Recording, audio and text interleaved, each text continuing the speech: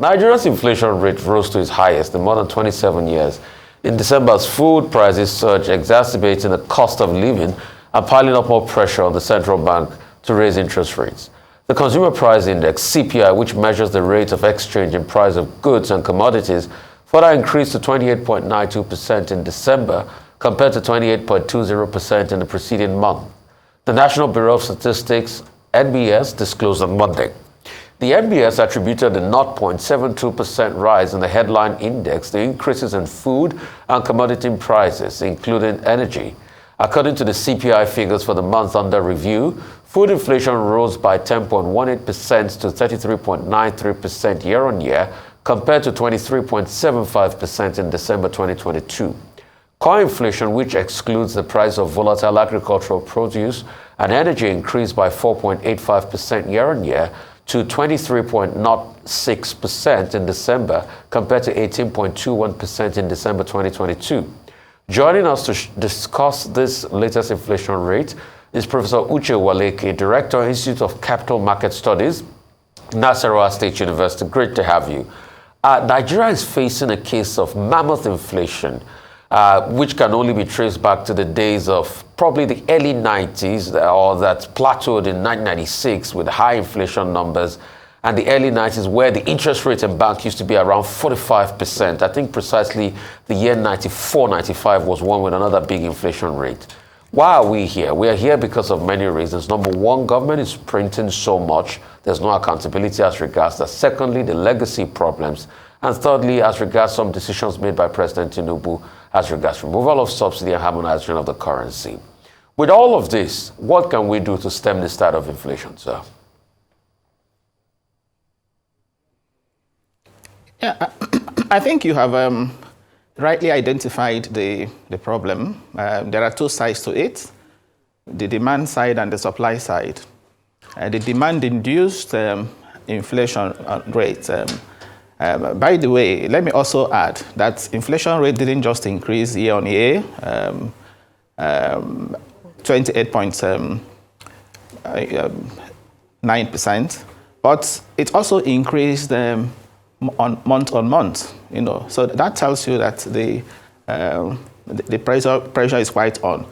Now, on the part of demand-induced, you mentioned the point. The increasing use of ways and means over time, has had cause to impact negatively on inflation, despite the rate hikes we also saw in 2022 and part of 2023.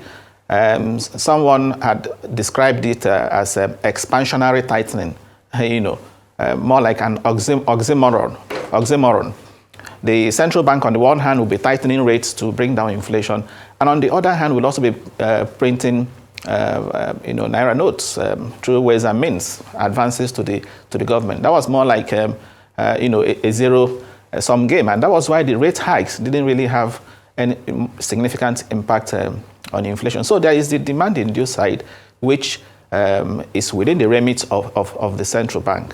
There is also, as part of that demand-induced side, the fact that in recent time we've had increases in FAC allocation. These days we hear FAC, share amounts in excess of 1 trillion.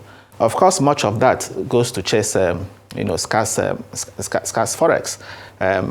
There is also the issue of government borrowing to finance particularly consumption. So when government borrows to finance consumption, when there's an increase in FAC that is not applied to productive activity, the result is what we have seen. I mean, over the years, inflation.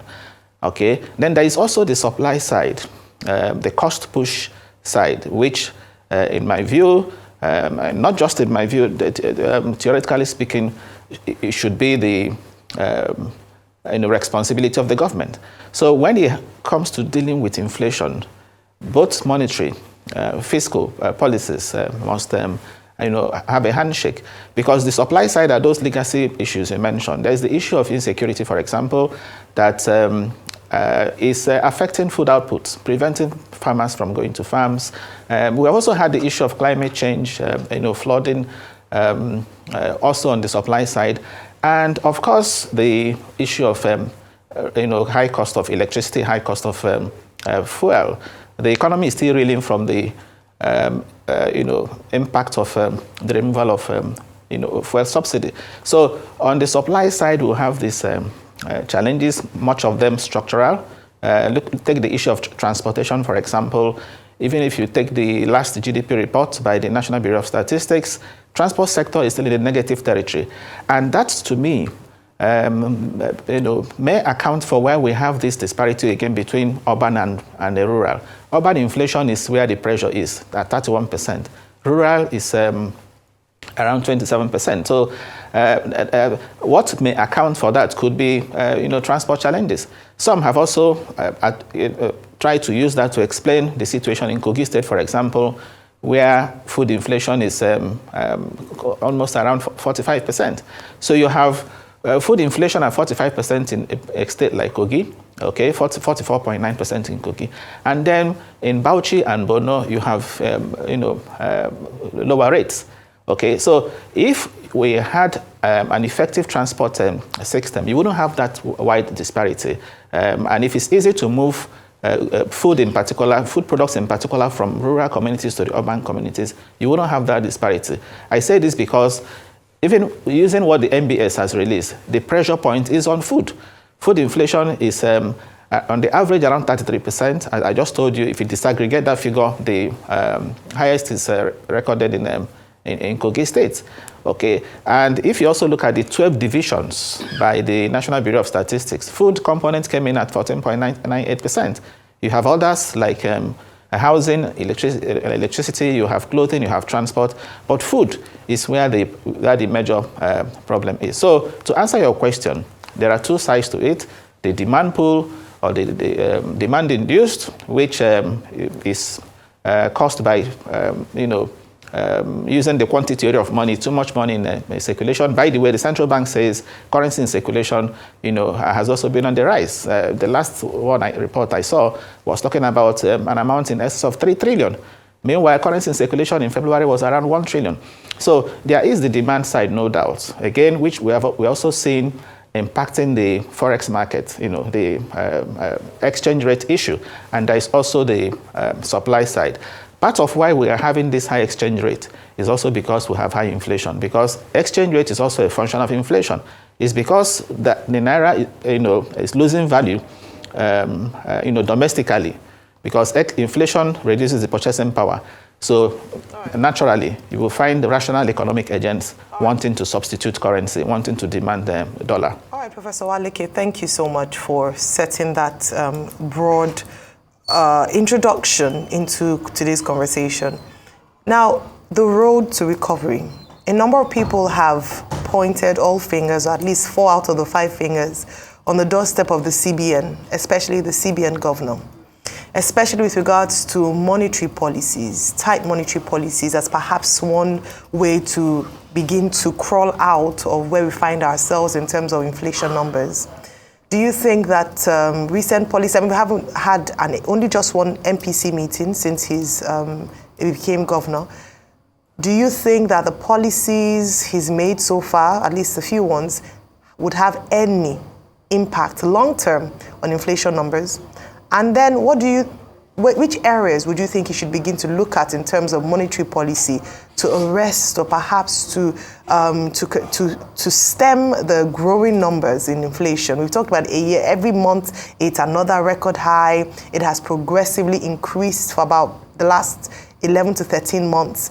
When do we begin to see a change? And do you think that the CBN governor is walking or toeing the right direction?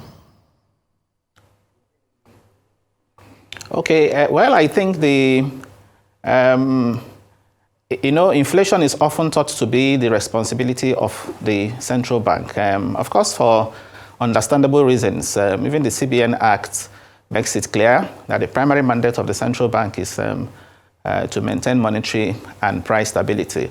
But the reality is that, just as I explained earlier, inflation drivers in Nigeria are not only monetary.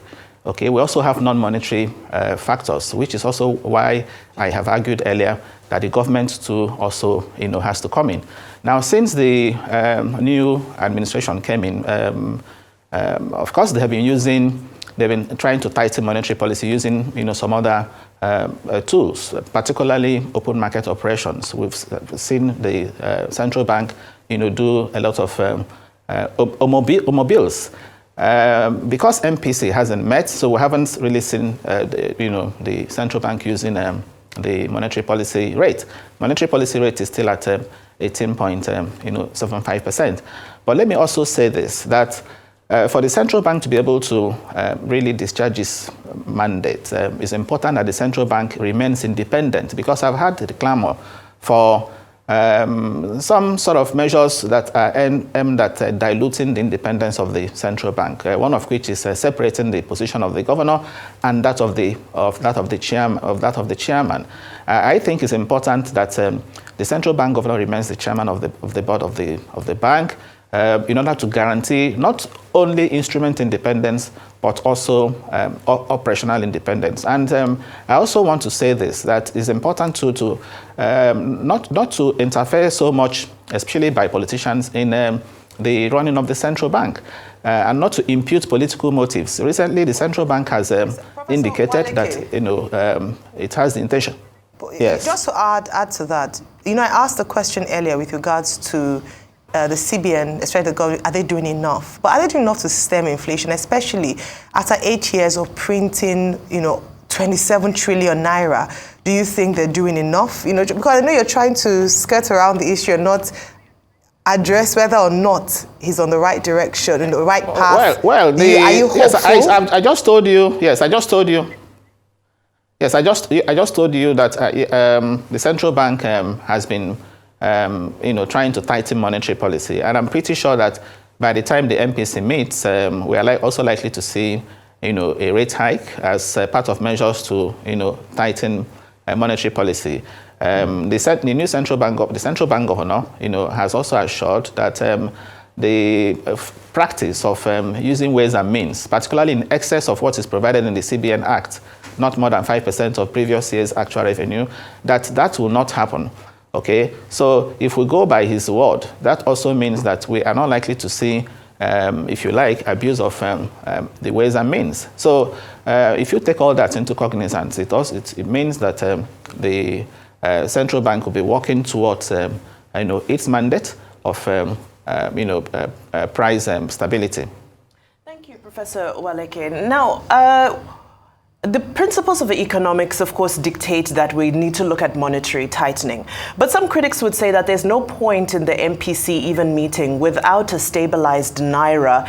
Any change in rates has no impact on the market directly. So the first question is, do you agree with this outlook that for as long as the naira is unstable, rate changes will not have impact on the market? My second question to you is that we've already seen an aversion from the president for an increase in interest hikes. Again, the principles of economics say that we need to see an increase in interest rates.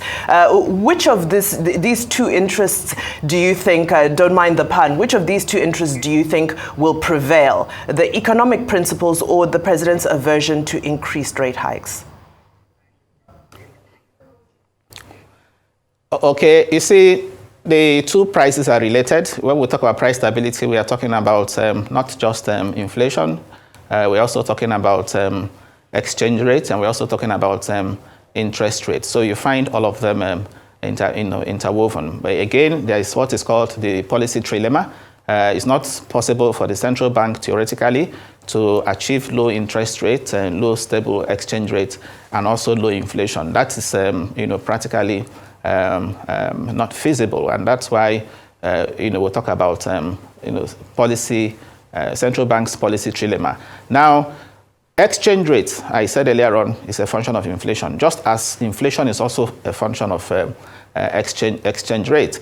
The central bank needs to control inflation for the exchange rate to come down. Now, part of what an increase in rates will do is that if you look at the channels of monetary policy, whether interest rate channel, credit channel, exchange rate channel, or even the asset channel, what it will do ultimately will be to reduce money supply, because when you raise interest rates, again, using the credit channel, it constrains the ability of banks to lend. So there'll be less money, if you like, less liquidity out there, less money in circulation. And it is when you have less money in circulation, the tendency for the money to go to chase scarce forex, wouldn't be there. So that is how it impacts exchange rate. The higher interest rate is likely to translate to lower exchange rates, other things being equal.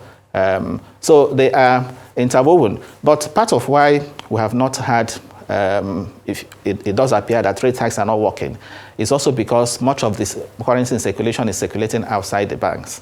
Okay, so even when central bank is hiking rates, it's not really, transmission mechanism is weak, partly because a lot of currency in circulation is outside the bank. So central bank cannot control what is outside the banks. Remember, that was one of the reasons they gave initially for even redesigning the currency. So I wouldn't advise the central bank at this point to focus on that MPR, to keep hiking rates. Going by previous experiences, even though they tell us that counterfactual evidence suggests that if they had not hiked rates, the way they did, that inflation rate would have been higher than what it is today. But the point is that given the major drivers of inflation in Nigeria today, as I've said, continuous rate hikes may not really achieve the desired result. It requires the government, I keep saying it, to come in and play its roles. The idea of having special security forces, for example, to rid the forests of bandits, kidnappers, and so on, to ensure security is a good one, okay? Because insecurity is partly also causing this inflationary pressure. The idea of cultivating 500,000 hectares of land, mechanizing agriculture, is also a good one. So we need to walk the talk in these initiatives to be able to begin to see the impact on inflation. So the government has a lot of role to play to ensure that inflation comes down. There is also the issue of refineries. Thank God that Dangote refinery is coming up. But the other refineries too need to work so that we can also see a reduction in the price of petroleum products. Until we see a reduction in price of petroleum products, until we see a reduction and improvement in power supply, we may not really experience reasonable moderation in inflation rate. In the 2024 budget, inflation rate has been projected at 21.4%. But until these things happen, as I said earlier on, the inflationary pressure, will still remain. So it's not just about the central bank, because saying the central bank should tackle inflation would be like clapping with one hand. You don't clap with one hand. The government and the central bank must, work together to tame inflation in Nigeria. Okay. Let's talk about financial recklessness on the part of government. Last administration printed over 20 trillion. This administration has printed about 7 trillion in the space of 6 months, 7.3 trillion, and they're trying to securitize. What's your take, one, on securitization of ways and means?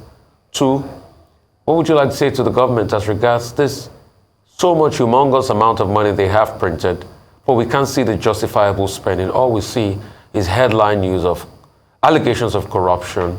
I'm sure you saw the other paper circulating about the chief of staff and 3 billion from COVID-19, related monies and things like that. Yeah, thank you very much, Rufai. You see, under the situation in which we find ourselves, we can't overemphasize the importance of fiscal discipline. Especially even from the budgeting point of view. If you look at the 2024 budget, for example, you could also see a few items, that ordinarily, shouldn't be there. Okay, so in terms of ways and means, as I said earlier on, in order to ensure fiscal discipline, the CBN Act was very clear under Section 38 that whatever you're lending, because you can't rule out the fact that there may be situations in which the government may face revenue shortfall. So when you advance credit facilities to the government, is meant to be short-term, within the financial year, and make sure you repay. Where you don't repay, then you don't advance. These things are very clear. But over the years, unfortunately, they were abused. Yes, we had COVID. Yes, we had the economic recession. But all those would have, meant going to the National Assembly to obtain approval, which, of course, is not what is not contained in the CBN Act, and that was why it was abused. But if you read the charter of the Bank of Ghana Act and some other Central Banks Act, it is very clear that before you exceed, you have to go back to Parliament, to get permission. In the CBN Act, it's also very clear that securitization, is not permitted. But of course, what we have done is with the approval of the National Assembly, they are calling it securitization actually, but if you look at it in strict terms, it's purely restructuring. What they have done is just to restructure, to move elongate it for 30 years and then reduce the rate of interest to 9%. Instead of paying interest at MPR plus 3%, you now pay interest at 9%. In other climes, what they do to discourage ways and means is to ensure that the interest the government pays is at penal rate, okay, to discourage the government from borrowing from the bank. And that also speaks to the CBN's independence. So on ways and means, I don't think we should continue ways and means given what has happened. I think there should be a limit on ways and means. And remember not too long ago, we had the National Assembly increase the ceiling to 15%. All right. I think that whatever limit that has been set, the central bank governor, must stick to that limit, because ways and means obviously help to fuel inflation. The evidence is there. If you look at budget performance, implementation reports, it tells you most of the time recurrent spending, at 100% attainment. But in terms of capital, it's the capital that suffers. So by extension, by implication, ways and means have been used to fuel recurrent. Ways and means have been used to fuel consumption, which is part of why we're having the inflationary pressure. So it's not to be advised. I want to say that going forward, the central bank governor want to go by his word that the central bank will be transparent, and the central bank will stick to all that has been provided in the CBN Act. Well, thank you so much, Professor Uwaleke. Just before we let you go, I mean, because we're looking at solutions now, we've identified the problems, and I'm glad you've spoken on ways and means and financing, but also we must look at the fact that inflation has an adverse effect on productivity. And it's been, economists have opined that one of the drivers of inflation, particularly in Nigeria, is lack of productivity in the agricultural sector. I know you've touched on some areas that must be looked into if we're serious about stemming the rate of inflation. But what are some of those things that we must, because again, it's a multi-pronged approach. Beyond monetary policy, you also identified fiscal policy, and we also looked at productivity in certain sectors, especially in agriculture. Despite the good intentions and policies of the last administration, it doesn't seem to have worked quite well, so that the CBN almost became the Bank of Agriculture in itself through its many programs. What would you suggest for this administration in terms of productivity in that sector? Well, the government has announced plans to cultivate 500,000 hectares of land, maize, rice, wheat, etc.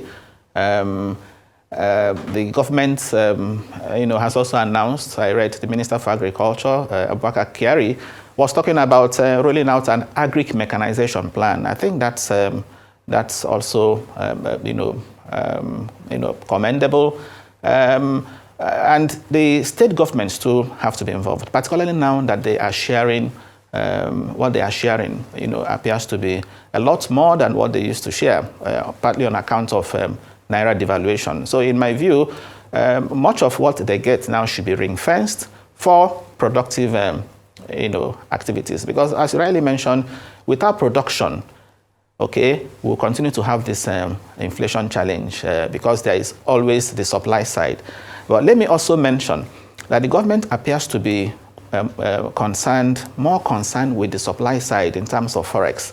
That's why we hear they have gotten some $2.25 billion from Afrexim Bank.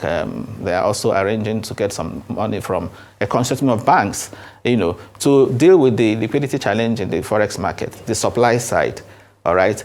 But until we also address the demand side, I keep saying it, and it bears repeating, the exchange rate issue will still be there. And of course, a higher exchange rate will always feed into higher inflation rate, given the import-dependent nature of the economy. So we are not talking about the demand side, all right? And part of the demand side will require, remember, not too long ago, the central bank opened its doors to 43 items that were previously stopped from assessing forex. So all of that has also increased pressure in the official forex market. So how do we deal with the demand side? In my view, part of what we should be doing is to have a law, a Buy Nigerian law.